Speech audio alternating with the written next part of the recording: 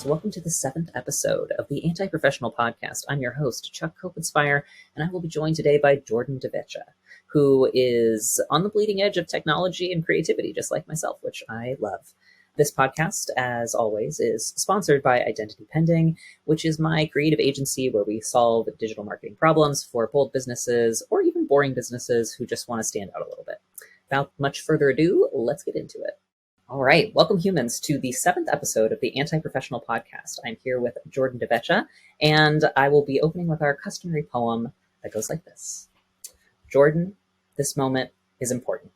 Neurodivergence, artificial intelligence, democratizing tech, being multi-passionate, weaving and wondering the mystery of it all, the nuance of existence, emoji crystal balls, intuitive shifting of privileged paradigms, dancing with the perils of space and time, new forms of reason, remixes of rhymes, fluid dynamics, and claiming our primes. I'm grateful for this time that we're sharing together. I hope it touches someone on the edge of whether or not they should invest in themselves, even if no one else ever has. Letting that feeling pass over you, through you. Thank it for the lesson. Don't judge it as a curse or see it as a blessing. All I know is the journey hurts less when we share our stories and our discoveries with other nerds through words and poetry. With that said, let's begin. Welcome, Jordan. I hope we become friends. I'm already obsessed. Let's just get into this. I'm ready. I'm amped up. That was beautiful. Thank you so much for that. You. That was a blessing. Thank you. Yeah, I love this as kind of our first meeting because we did connect through Twitter of both being sort of geeky about the same things, it seems like. Yeah, I feel like we are, I don't know, I feel like we are some sort of on the same die there, right? Like different sides of a die or a coin, something like that. I'm really interested to see where this conversation goes because I think we intersect in a lot of spaces and I'm really excited to explore that. Yeah, me too. And so with that, I'll let you introduce yourself. My first question is always, who are you and what do you stand for? As a neurodivergent person, as you mentioned in your poem, this is always a tough question for me. I think I've been multi-passionate my whole life, and that's been kind of my blessing and my curse in a sense.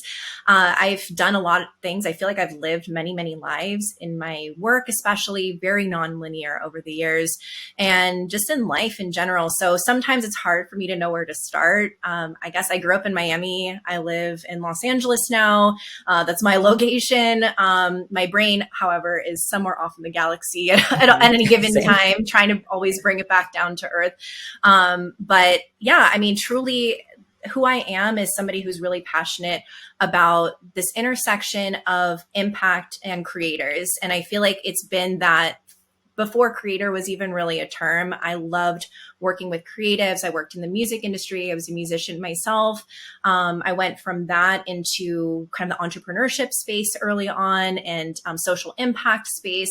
So I feel like there's this amazing sense for humans and individuals to create impact in various ways. You don't have to do it through content. You don't have to do it through any specific way. It is just all a medium to create a relationship with somebody else, to create a relationship with the world. So for me, I think I've just been discovering and experimenting over the years with things I love. My background has gone from being in the music industry, like in marketing, through going into more of the design space, like starting an agency, doing a little bit of like the branding, marketing thing, kind of getting out of that, going into more tech and falling in love with coding. Didn't expect that for myself. I was like, hey, I'm a creative. And now I'm, doing things that are a little bit more technical, a little bit more analytical, but still a little artsy here and there. And then just kind of took a lot of that experience into, I became the COO and the CEO of a couple of startups and over the years. And now I'm just in this space where I want to create for other creators who are taking that like 0 to 1 approach. They're just starting their business, but they want to do something meaningful and impactful.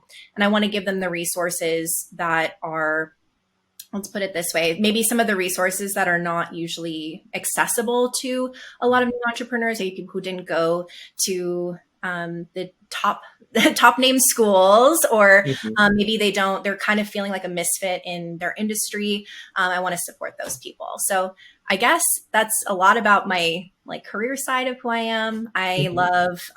I love music. I love astrology. I love just connecting with other people, exploring different cities, and yeah, just having great conversations with people. It sounds like like you're using all the tools available to us today to still do the most important thing, which is connecting with people and solving interesting problems. Absolutely. And I think it's, I don't know if you've ever had this issue, but I've always had an issue with the concept of like a niche for myself. And I've kind Oh, of yeah. learned it's a trigger word for me personally in a way, but that's just because I think, I mean, maybe that's part of the neurodivergence, but I think just being a multi-passionate individual, I've had to learn that I'm more of a systems person. I like to see the through line between things. So even though I've worked in many industries, like including sustainability and like, entertainment, there's a lot of common problems that are there, and a lot of really dedicated individuals that have amazing skills that can be applied to a lot of different places. So, really kind of finding those common threads has been really my journey over time. Yeah, and I think that's something that you and I share is like if you put me into like one role, I Yeah. will get frustrated because I have so many other talents. And sometimes I refer to something as like the golden orb, which is like as a person who is passionate about all these random things, like I know a bunch about AI, insect vision, like permaculture, Love that. like all these things. But it's like who else on the planet knows this specific, like that's what's in my golden orb? Right, exactly. And the thing is, I feel like I'm kind of in the same sort of a overlap where I have kind of a lot of the creative aspects, or I know a lot about like the music industry and copyright law and, even certain things about sustainability and just kind of bringing that all in together along with tech. And I would say for Mhm. me in the tech space, it is more of, um, app architecture and like as far as like I'm not somebody that you would go to be like, oh, I need to like learn how to code more efficiently. That's not me. I'm more of like Mm. an architect, like a business architecture or app architecture, as would probably be the best way to say that. Mhm. And yes, I'm also an AI nerd as well, coming from the side of its potential, like what could be done with Mhm. it, how it could be integrated into different scenarios. And I'm even hoping to use it in some future projects for myself built in. So so it's just all exploration, and you have to find kind of, if you're that Venn diagram where all those things Mhm. intersect. Right, and that thing that only you can bring into the world because of all your weird interests that somehow Right. overlap in your brain. Yes, yes. And uh, I think, yeah, again, for me, it ends up being probably a lot of looking at things from a design and systems perspective. So seeing kind of where those overlaps happen in the process as opposed to necessarily like the thing. It's more just how mhm. it's approached. So yeah, totally makes a lot of sense. And I know we had talked about even just the concept of innovation and how it's very strange how it's maybe talked about in spaces, or it's kind of reserved for certain people. That's what I've kind of noticed, or it's only about specific types of things. But I know we connected on that in Twitter as well, just kind of where that space happens. So Yeah, something that's been coming up again and again on the podcast is how much intuition and even faith mhm, plays into entrepreneurship. And I totally find that the more I lean into that, the more I can innovate, the more I can right. come up with a new hypothesis that maybe no one had thought of before, and try something. And it's interesting. I'd never thought about it before, but I do almost see innovation as this like gated garden where like, Yes. only, like the Brads and Chads or the Daves of the Yep. world, Yep. get to go to that special party where Yep. they all like shake hands and become millionaires. And it's like, well, there's a lot of us out here with great ideas and great brains and creative solutions that I want to start a whole new party that, the Brads and Chads can come to, but it's not just for them. It's not just for them. Yeah, I totally agree. I think innovation, unfortunately, I mean, it's interesting. It's just over the years, I think a lot of people have different definitions for it, but the study of innovation tends to happen in graduate school rooms, right? Graduate Mm-hmm. school rooms, Stanford, D Lab, places where it's, there's amazing things coming out, but maybe a limited amount of people who go to them or maybe have the opportunity to go there. And they do provide a lot of resources, of course, out into the world. But in the kind of more micro level where I think innovation does begin, there's not really a lot out there. I believe it starts with the individual. I do think intuition plays a huge part in it. As far as the concept of like everyday innovation, which I talk a lot about, it really is about the way that you approach your process and approach life, approach decision making. And the fact that you would use your intuition in a specific way is part of your innovation process. Innovation doesn't have to be the technical aspects or what tech you're using or, what community you're a part of or launching to. It has nothing to do with that. It really has a lot more to do with probably a lot of the work that you're doing on yourself, the way that you think, the way that you, the way you solve a problem, the way you change what you're doing over time to make sure that it's continuing to serve, whoever you want to serve or who you want to impact. Mm-hmm. Yeah. And there was something I was curious about. I'm curious to ask you a couple of things, but everyday innovation, what does that mean to you? Like what that phrase is something that I see really present in what you do. So I'm curious, like what that means to you. So that's actually one of my favorite things to ask people who have come on the Everyday Innovation podcast. It's not, the podcast isn't my main space. No surprise there. I love to go between like different media to like talk to people and pull out knowledge or provide resources. That's one of my favorite questions to ask because I don't think there's necessarily one specific answer. To me, I do think over time, I've realized that innovation is kind of like growth mindset and action. So wherever you apply that could be in your business, that could be in the way that you innovate as a new parent. If you hear a little crying, that's the baby. I'm a new parent. A little one too, so I understand. Yeah. So yeah, it's one of those things where innovation doesn't have to solely be in a technical space or in a venture space. It can be in your personal life. And the thing is, I still truly believe that we are all creators of impact and that innovation starts with the person. So I think a mistake that a lot of even larger companies make is they create, these innovation sprints and have these teams, but they're focusing so much on the problem and less on who's helping to solve the problem. A lot of the biggest innovations in the world probably, whether it's a new pharmaceutical drug, whatever it could be that's like curing something. A lot of it comes from, like you said, like intuition. It comes from a spark of connecting all of the dots that are coming together. It's coming from a specific group of people that if it were not those people put together, that wouldn't have come out. So then you start to get into a whole conversation about diversity and inclusion in these spaces and why that's so important, because it's so much less about the thing. It's about the people that are a part of it. So. Well, and I think that's something I really struggled with in my corporate life is I found that a lot of people who were product leaders didn't have an accessibility background or any lived experience as like a marginalized person or a person who needed an accommodation. And so it was such an afterthought for them that it made me just so bummed out. I was like, I want blind people leading product teams. I want, neurodivergent people leading product teams and developing the things. It's like, if you're not including those people in the development, then you're not including those people in the adoption of that tool either. Right.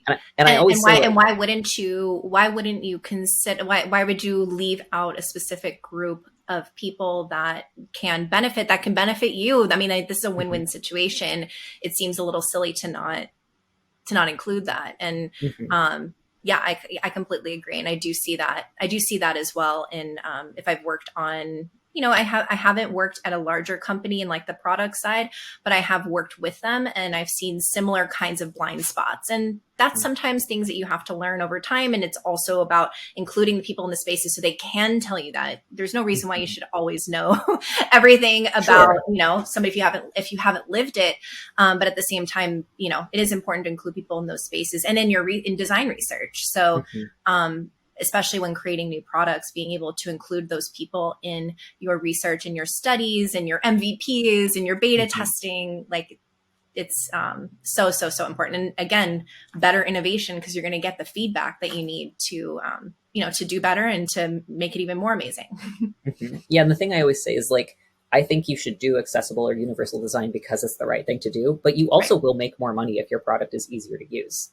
For anybody. It's not a binary thing of doing good. And this is something I learned in sustainability I think there's a huge misconception about what sustainability even means. Sustainability literally means like making something sustainable, like whether it's business, any sort of resources meaning money. If a business is sustainable, it can survive a recession. It can deal with a whole lot of different things. So sustainability as a mindset in honoring your resources, honoring the resources given to you, is something that I think benefits all businesses as well. So I think there's this weird narrative that's out there, probably for the benefit of very few people, that the social impact and, sustainability, some of these other things are not good for business when they actually are in a lot of ways. So then, okay, I've been curious to talk to you about this since you're kind of in the tech space and the innovation space. Yes. We met on Twitter. Yes. From a sustainability lens, what are your thoughts about Web3 in general?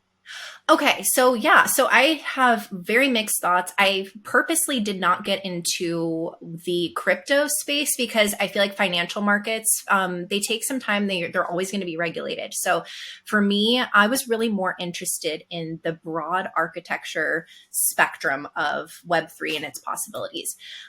So from the sustainability standpoint, I know that there are some things that are being worked on as far as like the actual energy usage. And I can't speak to like the truth behind that or how much has been done. I do think that there are some good actors out there that are creating solutions for that. And that's always going to take some time. I think from the kind of more, excuse the term meta. I love the word meta, but now that it's a company, it pisses me off. Be honest with you, because I'm like the most meta person ever, but like I feel like I can't use that term anymore without somebody being like the metaverse. I'm like, no, not the metaverse, not meta, the company. But from kind of, getting to the larger architecture perspective, I do think that it can be really, really beneficial for creators. And coming from the music industry where streaming and other things really impacted the industry negatively, and impacted artists and, writers of music negatively because there was not a lot of transparency in how they could get paid, how they could, really truly how people were consuming.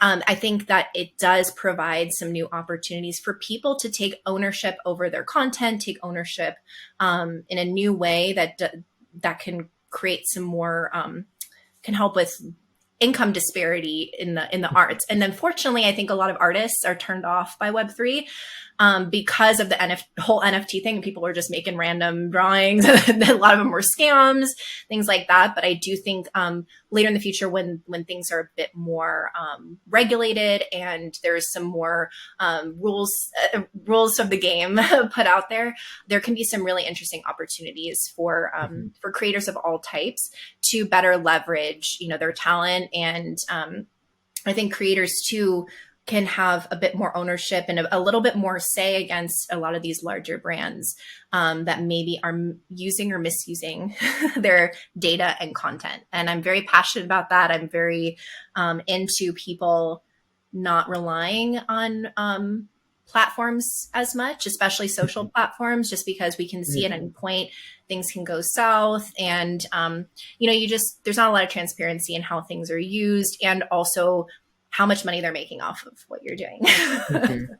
Right. And to keep you sort of in that almost like addiction, gambling hamster wheel where it's like, oh, am I going to go viral? Oh, am I going to go viral? Am I going to get that dopamine? And it's that randomized dopamine thing that we know leads to that addiction or like that compulsion. I've sort of been walking back a bit from my content just because I feel like I was so enmeshed in content strategy for so many months that I'm just a little bit like bloated with data at this point. And I think at the end of the day, you can optimize to death, but if you're not building relationships, your content strategy doesn't matter anyway. True. Yeah. And I'm definitely somebody who there have been points where it's been a lot better for me. And I was kind of like back in when I was working in the music industry, like social media makes me seem so old. It was like newer for like real marketing strategy at the time. So I was like technically on a new media team, which was basically like mobile and Facebook or whatever at the time, like Twitter. And the thing was at the time, that was just such an ingenious way to like get things out there, get people interested, really have that engaging conversation. Over time, it's been still a really amazing strategy, especially for new entrepreneurs. It allows, it takes away a lot of the barrier to entry that you would have for business or starting something new or monetizing a hobby, things like that. But the only issue is that now that the market's a bit, I would say, saturated in that respect, you have to start getting a little bit more creative in how you approach it. Just serving up content is going to be a tough road to monetization. If it's something that you just love to share and you're just expressing all the time and it's something that's very natural for you, I think that it's an amazing platform. But if it's something that creates a lot of resistance or it starts to feel like a job in and of itself, I don't think it's necessarily the best use of your personal creative resources. To be honest, I think you'd be better off just like DMing people and like, connecting with people in person. I mean, just those kind of one-to-one interactions where people can introduce you, find some big players to get interested in some of your things and let them share it, in person or run an ad, some of the stuff that doesn't seem super sexy anymore, but it's what will get you to where you want to be. Yeah, I just ran my first direct mail campaign and I'm curious to see how that's going to go. Yeah. And I am working with a nonprofit on like a stunt because they're like trying to do social media. And I've tried to help several nonprofits with social media. It's just not the right space. Like nobody wants to like learn about, like biochar on Instagram. It's just not, it's not where it's at. But if you do something crazy in the public scene and then like get on the news and say something weird, like you could go viral that way. And, then you're borrowing the audience of the local news or, whoever, happens to like screen cap that and turn it into whatever. So I think you're right that getting creative. I almost feel like the pandemic kind of like convinced me that social media was the only way to get the word out about what I do. Yep. And then recently I've been like, I think, I'm like going to publish a book and I'm going to, like try these other things that are not what everyone's doing right now. And I think, again, returning to like that niche conversation, there were a lot of people out there that were like, go all in on one or two platforms. And that is scary. That's incredibly scary because you can lose a lot of your following, you can lose a lot of your business, a lot of your data, your well thought out things, if you're not, most people are not backing up stuff from their social media. So, or saving the things that they're putting out there. So that can be, that can be an issue. And then it's, yes, you're kind of dividing your time if you're in multiple spaces. But again, if it feels natural to you, I think that sometimes you can draw a lot of really cool insights by being on multiple platforms, sharing things in different ways. You're kind of hedging yourself if there's anything that happens. And then you start to kind of like expand your audience base, and then you can all pull them into a space that's yours, that's fully yours, like your own website or your newsletter, whatever that might be. But you kind of just got to try different things out. I think people like commit way too early. And maybe that's me being a little bit of a commitment phobe at times with certain things like that. But I do think that people would benefit from a little bit more experimentation, especially early on in their business, because you really, I know personal brand is such a huge thing. I don't think a personal brand has ever been ruined by, jumping between a few platforms and trying things out. No one's going to say like, oh, you were active on Twitter for a while and then that didn't work out for you. Haha. Like no one's paying that much attention. Literally no one cares. Yeah. If someone paid that much attention, then honestly, you're probably doing a good job of getting someone's, getting someone's goat a little bit. So yeah, I feel like I have to tell people that all the time when I'm coaching them. It's like, nobody saw what you posted 6 months ago. And they will not notice if you post it again, especially if you reformat it in a different way. Like you can like I repost my best reels every 3 months and they go viral differently every time. Right. And the thing is, you have new insights. So like literally you could change one line and it would change the entire thing. Because I bet you after those 6 months, 3 months, whatever it might be, you probably have some new insight based on what's happening in the world or your own experimentation. So why not revisit that? I mean, shouldn't you be innovating and growing anyway? Right. So why not share the same thing again and share a slightly more mature perspective maybe? And I also think that so many people tie their self-worth to their performance online. And I try to really come from like a scientific method standpoint where I always say that the great thing about having a hypothesis is you almost plan to fail. Yeah. So I'm not Right. out there trying to like, pin my self-worth on whether or not this goes viral. I just want to know what happens when I do this. What happens when I do Right. this? And I get to have all these weird data points. And I find that to be a much more sustainable way for me to show up than to be like, come on, like, let's go viral today, Go all in on some one hypothesis. Yeah, that's exactly what it is. It's a hypothesis most of the time. Even for the people who have the so much research and these Mhm. companies that have done, there's years and years of data for a launch, and that maybe they're a little bit more slow moving, but they have, they're more risk averse, whatever that might be. It's still a hypothesis. You never know how it's going to go because there are so many factors, so much context out in the world. Mhm. It's the individual, it's the environment, it's the um, literally anything that could be going on outside that these, I call it like almost like the magic of things that can just happen. Or I feel like there's a certain aspect of virality. There's a certain aspect of adoption, all these things where it's like, of course, there's timing and preparation. Mhm. But of course, there's that kind of magic element of just being being in a space that is going to like promote that, or the people needed that at that point. And you Mhm. don't necessarily always, you can have some ideas about it, but there's going to be little things here and there that you won't know until after it happens that, oh, that was the thing. Okay. But that thing might not work again, Mhm. or it may. So Yeah, even you if just it's well have to be researched. open to, yeah, you have to be open to, you have to be open to different possibilities and not take it too personally when you Mhm. fail, which is very hard to do for especially a lot of creatives too, because you Mhm. have a little bit of that creative background too. Sometimes the analysis feels a little bit more foreign and a little bit more personal when it really shouldn't be. It's something that can Mhm. be embraced and leveraged. Well, and I think the other thing too, especially being like an online business, like literally no aspect of the landscape that you're playing in is static. Like Right. you Yeah. should learn how to move on wiggly ground rather Right. than be like, I'm gonna build something that will never fall down. Like Yeah. Good luck. Yeah. Good luck with that. You're building, you're not really building a house. You're building like a boat, just Mhm. basically so you can like ride the waves, something that can kind of keep you afloat, but can gel with kind of what's going on. That's why sometimes, you have to be really mindful of, again, more of like the systems and like the architecture of things as opposed to like the thing itself, the material. Mhm. I think more like visually. So sometimes I say like things that are kind of random, but No, that's fine. point being is like that's how I visualize it. Is it's kind of you need something that has like the structure, you need the systems that you need, and those can be innovated throughout time. But marrying the idea too much can be a big mistake. It's the Mhm. thing. I see a lot of new entrepreneurs being so married to this wonderful idea, which is awesome and it's great, but it's likely that it's going to change, as it should change because the Mhm. world is changing. So why would that idea day one be the same thing that it would be, a year or two from now? You're probably Right. going to Yeah. change how you're approaching, at the very least, how you're approaching it.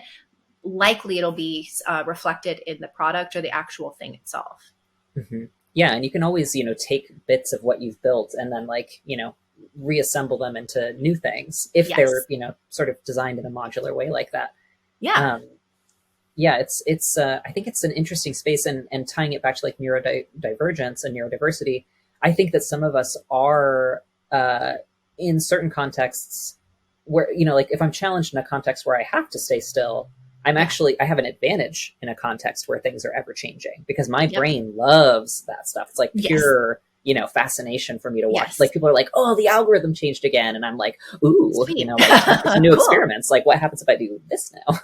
Yeah. Yeah. And it's true. And I do think that any sort of neurodivergence that you have, there's always going to be kind of like a shadow and a light side of a lot of the things that go into it. And that's something that I had to learn over the years instead of feeling bad about certain things that were harder for me either to process or, Mhm. I had issues with, what would it be like kind of focusing or dialing in on one thing at a time. I usually have to, like, for me to work best, I need to have, I'm definitely like a portfolio founder. That's like Mm. what I need to be doing. I need to have multiple things going at once and they feed each other. You have to kind of just work towards that. Even if there's experts saying that like you need the expertise in this or you need to go all in on one thing, that was just not thing. And even though I can see how that works, for some of us, you have to like be willing to sort through a lot of advice and know that it's not necessarily meant for you because that person is not having the same experience as you. And I think that's tough to do when you see someone really successful, is to discount and like be okay with disagreeing with somebody, you know, in those certain spaces. On social things, on like opinion related things, great. But sometimes when you see a successful strategy and you kind of know that's not going to be for me, sometimes it's hard to fight against that. Mm-hmm. Yeah. And it makes me think about how, like, whenever I approach a new form of art, like I've been getting really into material science this year, Yeah. like trying to melt down type 2 plastic and turn it into bowls. That's so There's cool. like a whole thing I'm working on. But what I Yeah. love is I don't know anything about what I'm Yes. doing. And Yes. so in some ways, I'm not limited Right. by historical knowledge other than don't breathe the fumes of certain types of plastics, which is very Right. good to know. Right. You know, always Yeah. assess your risks. But I almost have the benefit of not knowing, so Right. that there is no procedure for me to follow, and perhaps I'll stumble upon something no one's ever done with type 2 plastic. And I found that with songwriting, I have no Yeah. classical background. Yeah. And when people hear my songs, they're like, how'd you come up with that melody? And I say, I don't know how to read music. I don't even know what I Right. did, but I Yeah. think it's cool that you like it, you know? Yeah. That's amazing. And that it's so funny because like, again, beginner's mind is such a huge aspect in innovation too. And I feel like we don't get to tap into that enough. I think experts don't get to tap into it enough. Mm. There is a certain type of like, I feel like imposter syndrome that experts have, that they need to have all the knowledge. They can't make a mistake. They can't experiment in new ways and become a beginner again, because it might, you know, tarnish the reputation, or that they feel that now that they're at this certain level, they can't do that. But unfortunately, that can be a huge blind spot for innovation too, because there is that prior knowledge there. I love new entrepreneurs too, because they do see things differently. I love new software developers. One of my favorite moments when I was learning was I went to a boot camp at UCLA. We were in a group together and we all had to code something. We all had different approaches to it and they all worked. And that was like something where I'm like, wait, I want to see how you thought about it. Wait, I want to see how you thought it. How did you approach that? Wait, you wrote that like that. And for me, I was just like, it taught me so much about life too, that there, you know, really kind of are infinite approaches to things. And I think we get so caught up on having the right approach when there's really no right thing. It's just doing it and probably failing a couple times and iterating things until the thing works, right? And there's not, it doesn't have to be this painful perfectionistic process. It can be something that's fun, something that when the cool thing about being a beginner too is, you know, you can tell yourself, I'm a beginner. Hello, I'm learning this. Like there's whatever, who cares? And the thing is that you're always going to be kind of a beginner in some aspect. You're trying to do something new in your business. Like, why can't you have the same grace with yourself to play and do that and not judge yourself so much when you know, I think that kind of early on magic that you allow yourself to play a bit needs to happen at other levels. Mm-hmm. And to have curiosity be the guide more than knowledge. Right. And I think that there's so much, I don't know where the pressure is to do everything right the first time, but I think, I don't know. Yeah. I think that's, it's really limiting. And I don't know. I love failing. I think that's what I got. I did improv comedy for a couple years, and that helped me a lot with my anxiety and my perfectionism, because even if you fail, people usually don't notice or care. And every moment that you live past that failure gets smaller and smaller and less relevant. So and you keep going, and people are going along with it too, which is really interesting about the improv space. Is it's a yes and space. So even if you do something crazy, you're like, why did I just say that? The person has to go with it. So you just go with it. And then sometimes it can like turn into something like actually kind of awesome because someone played off of it and thought of something else. And you're like, okay, actually that little failure was made up for like a hilarious moment, you know, with the response to it. So, I mean, I think yeah, improv is such an amazing tool. And then again, these are all things in the toolbox. Like as you are trying to become a better innovator and creator, these are things that you use. So you can learn from working with plastics and songwriting, and take it into the space where you're doing some marketing, or you're working on, your podcast, whatever that might be. I don't think that, I think there are lessons to be learned in each of these spaces. And it's really one of the most important skills that I think entrepreneurs should have, is that skill of like reflection and analysis. And it sounds boring, but having a little journal, sitting and reflecting on, doesn't have to be a failure. It could just be something that you did, and kind of internalizing that really does help, because it's amazing how many things over the years, like I'm like, oh, I can help that person because I did that random thing, and it actually connects, because this is the type of problem. This is very similar to that type of problem. And, you just build your repertoire of, really interesting experiences that can shape your perspective. Mm-hmm. And when you were saying that, it made me think about, we spoke a little bit about like astrology and like sort of like, I'll even use the term like esoteric arts. Yes.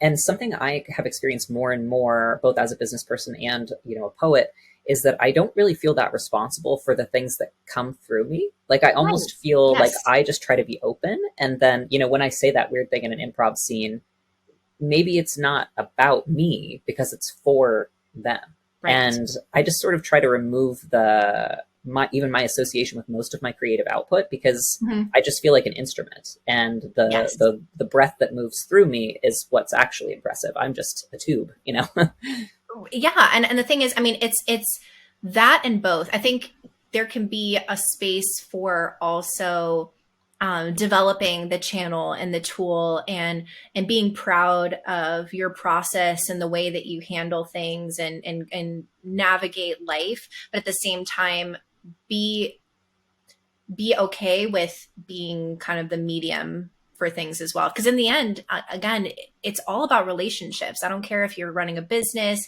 you're a parent, you're whatever it is, it's going to be a person-to-person interaction. So whatever that is, whether it's a song, whether it's a new business, whether it's a tweet, whatever that might be, in the end, it's really a person-to-person interaction. So what I care about is making sure that my heart is in the right place, and that I'm being mindful of the connection. And that's really it. But the thing itself that comes through, I totally agree with you. I think that's something where you can put a lot less judgment on it, because you don't know who that might be for, And I agree with that. Sometimes I'll put something out there and it's like, I made this really ridiculous, like affirmation TikTok of me, like with, like, I have Shrek's body and I'm dancing, and it's just like, I love you. Go be weird. You're the best. It tanked everywhere. I randomly put it on Pinterest. Pinterest loves it. Who knows why?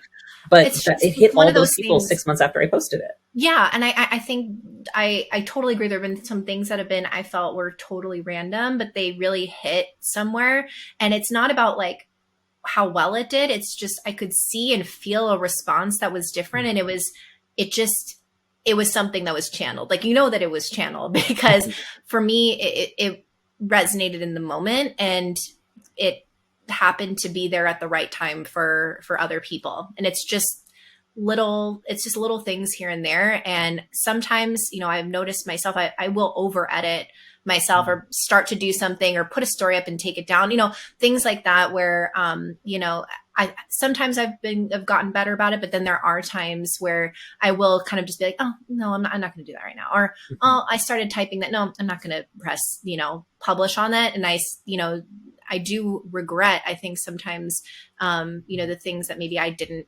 just at least try and see what that was. What was that, I'll say for myself in my own spiritual practice, it's like the magic of playing the fool has really set me free from a lot of the outcomes, but also the feeling of self-consciousness. I always tell people, like, do something stupid on purpose. And then if people tell you it's stupid, you can say, I know, I know. Like, that's brilliant. Yes, that's brilliant. And I think a lot of the spiritual practice too, kind of just broadens the spectrum of outside of your own head. I think we do look out into the world, but again, that can be really painful at times. Like, it's not like we want, like, people are searching to turn on the news and look at what's going on in the world to get that context. Sometimes opening it up past beyond yourself, more into like kind of the collective connection that we have, you start to see a lot of your individual stuff as a lot less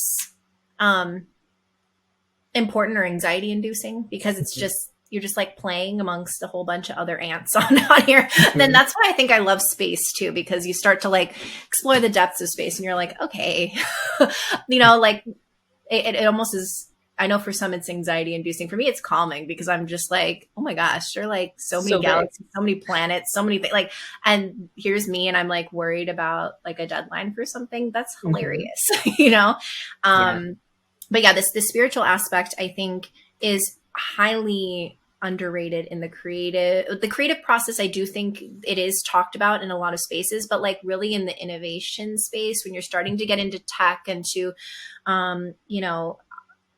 into this, like I would say more, the more technical spaces, it tends to disappear, when I really do think that it's showing up more sometimes. Is that, I mean, I don't know if that's strange, but I definitely see like the tech landscape as our way of becoming the like bigger creator. It's like our place to design, our place to like manifest things into being, in a way, and in one of the more easy ways, places where we can like literally use energy to connect with one another. I mean, I feel like that's kind of a spiritual experience. I mean, I know it doesn't feel like it at times, with maybe the things that happen online or whatever, or maybe the code doesn't seem that way, but in a way, I do think we get to have a really interesting like spiritual experience by like developing and creating like in the tech space too. Yeah, it's almost like another dimension. Like I have a chronic fatigue issue. And so sometimes when I'm having like a really bad body day, I will sort of disappear into the internet. And it's almost like I don't have a body anymore, because I'm in this like some sort of realm where there's so much random chance, and everybody's just sort of like yelling around. And if you hear something you like, then you can go like stand next to that person. But there's just so much chance. And I always tell people, like, shoot every single shot. Like and so I put out, I joke that I put out like 30 fishing lines a day. Maybe 2 of them come back, and they're always weird. They're always random. I'm like, what? And I think being open to like just, throwing those pennies in the fountain every day and seeing which one comes back as a gold bar is like, it also helps me not be so attached to the outcome, because it's not about what I get back. It's just about continuing the practice of taking a chance on myself in all these tiny ways. Yeah. And that's really kind of how massive action is built. Like, everyone thinks massive action is a massive action. It's really not. It's really just continuing to put those pennies in every day, take those small steps to build towards, the things that you want, the things that you want to achieve, the things you want to put out into the world, leave a legacy, create impact, serve others, whatever your kind of why is. It really is that. I think, again, as a neurodivergent person, having the word consistency thrown around can be a little iffy at times, because I don't know if I always feel consistent, but consistency in my own process and the way that I approach things, my willingness to continue to fail and, try to connect with someone every day. There's consistency there. It's just, I think sometimes we put too much emphasis on a certain type of consistency, like consistency in posting or consistency in, making sure that you're not being flaky, quote unquote, which can be a tough thing for neurodivergent people, because the mind is not particularly reliable all the time. So you have to kind of work and shift and play with it. So you have to kind of define that consistency for yourself and redefine it maybe, so that you can continue to show up in a way that feels good to you, is sustainable, and you're able to kind of innovate and build upon that. Yeah. I think about like consistency of presence, or of like, that sort of thing. I'm curious to ask you, I normally start with this, but we've had such a great, wandering conversation. Oh, I love it. But I'm curious what your experience has been with the concept of professionalism, and what your orientation is to it now. So in college, interestingly, I was the president of a business fraternity. It was co-ed. And we did a lot of professional development. And I had always thought to myself, what an interesting concept of professional development. I see that there's this moving target of what's professional or how you can be more of a professional. And yet there were also a lot of standards that came with, okay, when you go to an interview, you should be wearing this. If you're in this industry, you should do this, these are best practices. And I don't know if I necessarily always had an opinion on that. I just felt that it was sometimes a bit arbitrary. Like for me, example, like I have a little clip in, and this is actually reminds me of a story. Like I was working in the music industry and I was heading up this whole professional development aspect, and people were saying, wait, but they're not allowing us to have pink hair, Harry. Why do you have pink hair? And then the teachers were like, because she has an internship at Sony. Like, I mean, she's good, like that she's fitting the culture type that you need. And there was a part of me that was like, but damn, I wish like more people could just have pink hair wherever they are. Like, what does that have to do with anything? It has nothing to do with you doing your job. Yeah. It has nothing to do. Yeah, exactly. It's just an expression of who you are. And I think I came up, this is again, I know these are all visual things, but like, even in the tech world, especially like when I was working on some things, I just was seeing a lot of backlash at these women who were going into their jobs, appearing more feminine, instead of doing the zip up hoodie, which, hey, I love a zip up hoodie and I love a dress. So I just didn't really want to have to like decide on that or have to do that to feel like I needed to fit in. And also that might have to do more with your hiring practices if the culture fit is not there. I guess there's the question of professionalism as a professional as who and as what. So professional as a person, I think my issues with it is that entrepreneurs are not really included as professionals. I don't think artists are included as professionals a lot of the time. Professionals are mainly going through a certain course of school. When you think of professional jobs listed on LinkedIn or whatever, it's lawyer, doctor, finance professional, whatever it might be. There's a lot of these outlying types of roles and terms that maybe are not as inclusive. And then as far as professional, like the adjective, that is so all over the place. I mean, there are things that are said that are professional or not that are inherently not inclusive and frankly racist or sexist. There are things that are considered professional because of the industry. There are things that are considered professional because of the culture of a company. It's so all over the place that I don't understand why it is even relevant. It really should just be talking about, if you're getting into it and you're talking about a company and you want a certain type of culture, then just talk about culture. Don't talk about what's professional or not, because your term of professional might be something totally different than another team's version of professional. A investment banking office is going to look very different from like a new startup. Is one professional or not? Is it an indie record label looking professional to certain people? Probably not. There's gonna be lots of, like tattoos and like fun, like out there stylish outfits, different looking people in a lot of these different spaces. Nonprofits look different. So the concept of professional as an adjective is probably even more, like, why does it even matter? So as far as like being, because we're on a podcast of being anti-professional, I feel like it's just kind of taking the limit off whatever the hell that means and just showing up as yourself and knowing that, you will find your place if you continue to put yourself out there and seek people that want to, again, that human connection, seek people that you want to work with. So whether that's going to a company where you're honored and appreciated for the culture that you're adding to and that you're adding to, not blending into, right? You don't want to what company do you want to go to where you blend into their culture? I would rather add to their culture, So, I mean, that's a long-winded way, but there's many different ways to look at it. But I just find it irrelevant, to be honest. I just think we're all groups of individuals. So again, with innovation, I want a really awesome group of individuals to come together. I don't want, X brand's innovation team who you could swap anyone out. That makes no sense. So, right.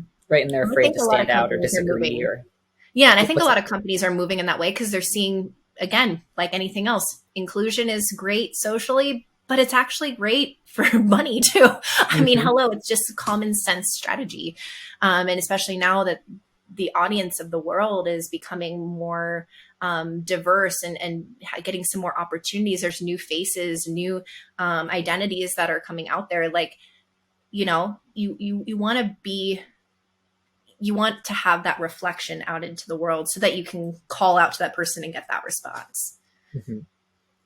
Yeah, and I think something I've found both in my personal and professional life is that by, you know, like flagging super hard as a weirdo or as like a, you know, different person, that attracts people to me who have not yet claimed that thing that they want to claim. And it's important, I think, for all kinds of people to take up space in spaces where no one like us has ever been. So that the little babies who are coming up, you know, like I used to teach poetry after school at a high school. And when I first started doing the after school program, every queer kid in the school like circled me like I was a rock star. And they're like, we've never met a non-binary grown up, you know? And it's like, well, that wasn't even a word when I was their age. Like if I knew that was an option, like, boy, that would have really changed my experience. And so it's fun to be like, wow, you know, like their paradigm is so different. And I hope that by the time like my daughter or your child are like ready to enter the workforce, that the concept of like professionalism, especially based on appearance or like cultural factors, is completely obliterated. And I'm sure Gen Z will take care of that. Gen Z will take care of it. Is your daughter Gen Alpha, right? Gen Alpha. She's 3. She was born in 20. Okay, yeah. So I think that's Alpha. Yeah. So my daughter's Alpha too. So Gen Alpha, I don't know what they're gonna do, but I feel like if Gen Z's leading that way, hopefully they'll do some fun things behind that, you know? Yeah. I hope so. I hope they're good bosses to our children. Right. I hope so. I always love the TikToks that are showing like the slang that they use and like millennials trying to use Gen Z slang and it not working out in the workplace. So we'll see what our kids bring to the mix to Gen Z to get them back for all their fun stuff that they've been bringing up and sharing virally in the world. Yeah, that'll be a time. So I'm curious. I have a couple of like sort of wrap up questions, just to be mindful of time. So would you like to share anything that you're working on? I know you just launched Stellium Ventures. You know, like what are you excited about that's kind of in your brain right now? Yeah. So everyday innovation has been kind of, I would say, my little media space, my little creator space, my creator hub. So that is just everydayinnovation.io. I have a newsletter. I have a podcast. I'm doing some new episodes coming up in this season. So a lot of them are interview, a couple solo, but it's really talking about like the venture design process, the life design process, and just exploring. I love to pick people's brains on like how they think, especially a lot of people come to it being multi-passionate. And that's kind of when you say you put the flag out there. That's people who are coming tend to be multi-passionate people who are not necessarily fitting into a particular paradigm, but they are interested in entrepreneurship or serving others, especially online. So everydayinnovation.io is like the hub. There's a little community there as well. The venture studio, it's more of a longer period, but I am kind of building that in public because I do think the venture studio model, which if you for people who maybe haven't heard of it before, it's not like a venture capitalist firm where there would be like an investor's like investing in business that can happen at a certain point. It's really kind of building your own little Marvel team of people over time of experts and founders, building together in community. It's almost like a little startup factory. So it's a little bit of a different model. It's something I'm hoping to build out over the next few years. I am very mindful about who I have in my space, the experts that I team up with. So I'm really out there networking right now to see like who I want in my aura and as part of the initiative, so that I have amazing people who I can build with, and that I can also, if a founder brings an idea to us, we can co-found as our little Marvel team. I call it a Marvel team, but our little Marvel team can help build that business like 0 to 1 using a lot of our skills and 0 to 1 sort of mentality of getting that out there and out into the world. So I think what I'm really excited about is taking it back to kind of the anti-professionalism. So the everyday innovation is really about democratizing some of that everyday, the innovation knowledge, as well as combining that with some personal development. So like you were saying, talking about things like intuition in that space, and not just innovation in the I would say almost like the higher academic type of way, but mixing a little bit of that in, because I think you can have both. Like you should bring that into a more relatable space, but then at the same time, for people who maybe come from that background, having a little bit of that personal development, maybe that hasn't been talked about in their innovation workshops, and maybe it should be. And then for the venture studio, I really just think I've loved joining spaces where maybe I was a little bit different. So maybe tech at a certain point. There were aspects of the music industry where I had to kind of stand up and, be a little bit more bold for the benefit of the artists being in the business side. So I had to kind of be an advocate there. I think the venture world, I'll be honest, needs some help. And I think there's a lot of gatekeeping. There's a lot of, there's not very many women or non-binary or, it's just not an inclusive space right now. And Really. That's just something that needs to be worked on. I think starting any sort of a venture space, that's why I want to start a studio, is because it's a more sustainable way of starting something up and building and being able to invest in others, where you don't have to start with like $1 million loan from your dad to start something. You know what I mean? I'm trying to kind of break that notion that these are only a certain type of person can be in the venture space and can invest in businesses and work with founders and advise founders. So that's really my mission there, is to kind of break that and bring in people maybe who've been overlooked by some venture firms. So I want to see who's out there as well and build with them.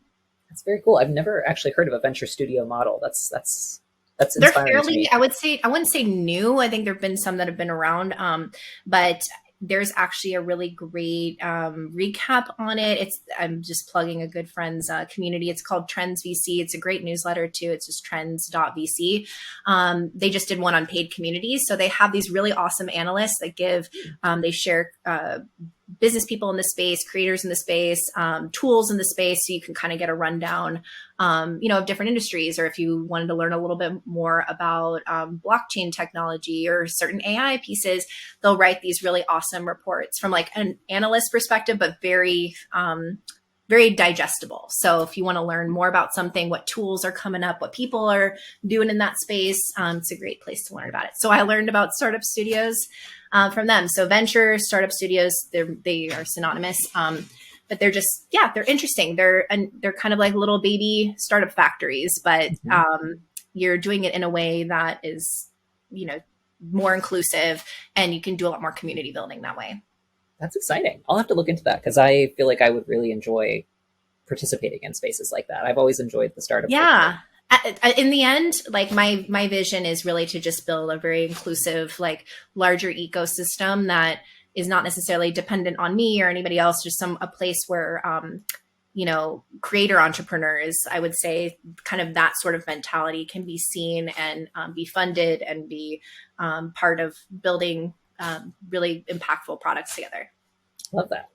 Okay. And so I heard from you that everydayinnovation.io is a great place to check out some of your work. Yes, and Stellium is not launched yet. So that'll probably be it'll be after this comes out. So that'll be a little bit of time, but you can just follow me like at Jordan Divecha pretty much anywhere, like on Instagram, on Twitter.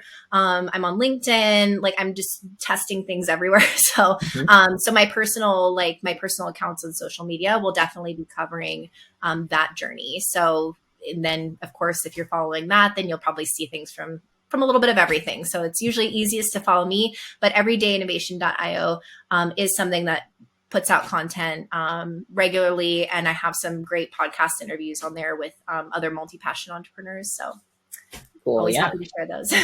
Definitely I'll include those all in the show notes for sure for people to stick around to. Awesome. And then I always just like to open the floor to folks at the end. Is there anything like in your heart, or your soul, your mind, anything that's coming up for you that you feel like you want to say in this space? Like for any people who are entrepreneurs or struggling with the concept of professionalism, like is there something that you'd like to say? I would say focus on getting to know how you work, your process. We're all going to be different. The way we approach problems is different. Don't borrow anyone else's strategy. You can try it on. You can test things out from it. But think like think like an architect or designer. Test things, put things on, try things out, pull them apart and put them back together again. The way that you should kind of build your entrepreneurial journey is just experimental and then just collecting and curating things together for yourself. Your process doesn't have to look like anybody else's. And that's okay. And the scary part is that it's not going to look like anybody else's. And honestly, that's where the success is going to come in, is being able to get through that imposter syndrome of, this looks different from a lot of other successful people that I've seen. And the reason why it is because that's how you're going to succeed. So I hope that people can take away that your concept of professionalism or your concept of creating impact in the world is going to look different. And that's what is special. And that's what your secret sauce is. So lean into that as much as possible. And I hope that in, my space that's more inclusive, I hope that in the venture space, not just me, but with other people, we can start to appreciate that for founders, as opposed to imposing something. We start to honor the way that people create and people put things out into the world. Yeah, I love that, especially the concept of honoring the differences. I think that's very beautiful. So thank you. Well, Jordan, thank you so much for being here today. I've really appreciated this conversation. I'm super excited to keep an eye on all the things you're doing, and who knows what the future holds. I know. Thank you for honoring me in this space, and I look forward to seeing what you're doing as well. Cool. Okay, well, I'll say goodbye to everybody now for this episode, and have a great day. Well, there you have it, folks. That is episode 7 of the Anti-Professional Podcast. I'm your host, Chuck Copenspire, saying thank you so much for listening. I hope you have a beautiful day, and I hope you go try and experiment with something new today. Check out Jordan and keep innovating. Love you. Bye.